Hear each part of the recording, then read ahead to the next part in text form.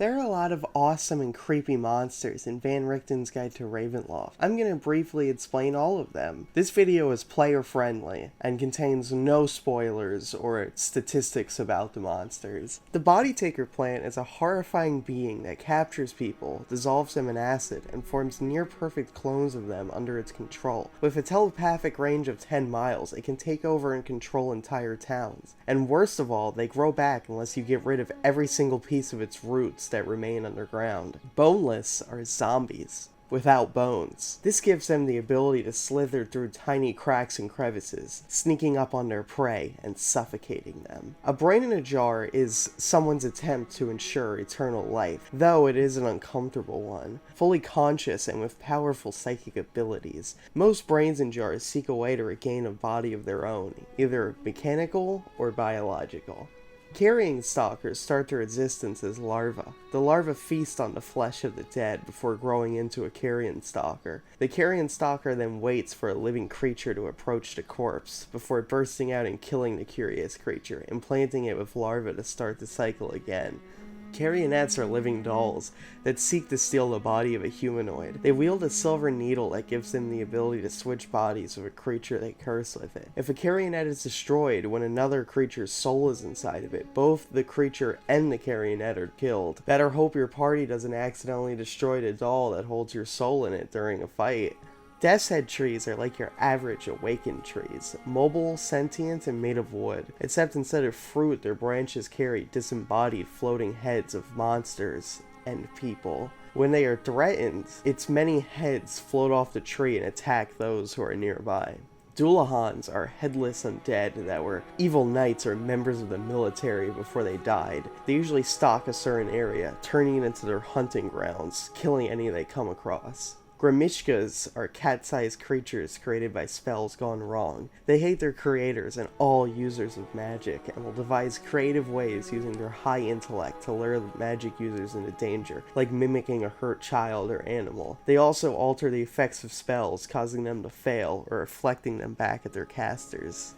Jiangshi, also known as hopping vampires, are undead monsters created from a soul becoming trapped in a corpse, caused by mistreatment from the community in that person's life. Unlike traditional vampires, they don't feed on blood, but rather life energy, which sustains the vampire and also temporarily increases their capabilities, making them more dangerous. Those slain by the draining of energy become undead themselves, that upon feeding on the living, turn into Jiangshi, repeating the cycle.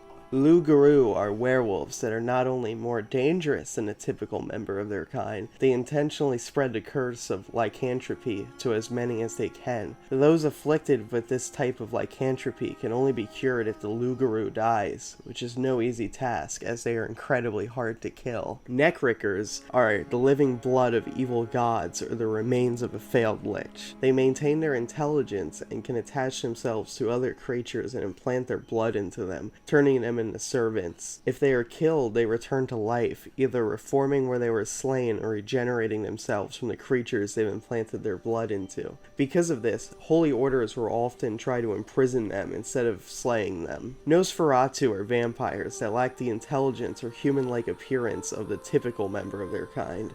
Sunlight is lethal to them, and during the day they rest in disgusting sewers and caves with no regard for personal comfort or style. After feeding on a creature, they receive flashes of their past and regain some of their intelligence. This effect only lasts a short amount of time, and they quickly return to their mindless hunt, trying to sate an endless thirst. Priests of Ossibus are an order of evil necromancers that were founded centuries ago by a man named Ossibus. Ossibus sought to cheat death any way possible, making deals with any being who offered him power, and founding a cult with the plan to use their souls to gain immortality. He eventually became an immortal lich and taught his disciples to make magic tattoos that would revive themselves upon death. Ossibus was challenged by monster hunters and was defeated in battle after his own priest priests betrayed him, as they had learned of his plan to consume their souls. In his final moments, he cursed the priests, saying that their tattoos would fail them when they least expected it. The priests of Osubis then devoted themselves to strange godlike beings known as the Dark Powers of the Mist. These dark powers told them that if they provided an evil vessel for them to possess and conquer the world, they would grant the priests the immortality they desired. Relentless slashers and juggernauts are revenge-obsessed beings that are transformed into killing machines by a pact with an evil creature. Some may have started their lives as innocent or morally ambiguous, but this transformation removes any good from their hearts, turning them into unstoppable killers that lurk in a certain place, stalking and slaying any victims that cross their path. Starspawn emissaries are harbingers of interdimensional doom. They seek to undermine a realm and warp reality for either an invasion of their masters or a greater version of themselves. They have two forms, one of which has the appearance of an unassuming creature like an animal or person. Its true form is a giant pillar of incomprehensible and violent mass of flesh. It consists of limitless mouths and limbs of every creature it has imitated, speaking in the voices of those creatures, and feasting on itself and those around it. It uses its psychic abilities to destroy the minds of those around them, and warps reality when it moves, turning the ground into masses of flesh and gaping maws. Strigoi are sturges mutated through foul magic. They are both stronger and more intelligent than a normal sturge, and are even capable of human speech and complex plans. Some seek to continue their animalistic existence like they did as a sturge, while others mimic vampires, wearing clothes and decorating houses. Don't let this human-like behavior fool you, though. They feed on the living, draining them of their blood, bone marrow, and soft tissue,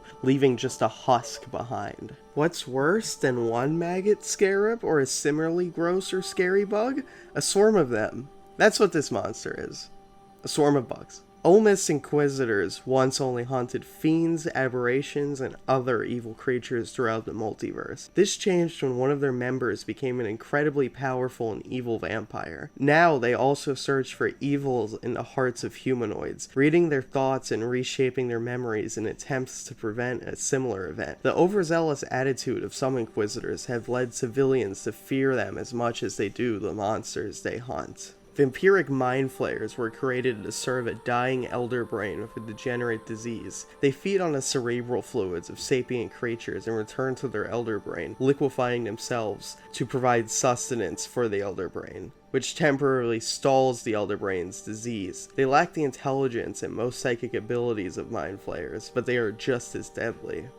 Ravens are lycanthropes that seek to blend in with society, forming secretive organizations with the purpose of opposing evil. They are incredibly cautious when it comes to revealing themselves or spreading their curse. They use weapons in hybrid form to avoid spreading their curse to those that would abuse it. Swarms of zombie limbs are horrifying, still living piles of disembodied limbs that overwhelm and rip apart their unlucky victims. Zombie clots are giants formed of dozens of living zombies and masses of dead flesh. They have extreme strength and will throw pieces of themselves at opponents, covering them in a pile of swarming zombies. Zombie plague spatters are resilient undead that spread vile poison gas that turns those they slay into zombies. This can easily start an outbreak that will overwhelm and destroy a community.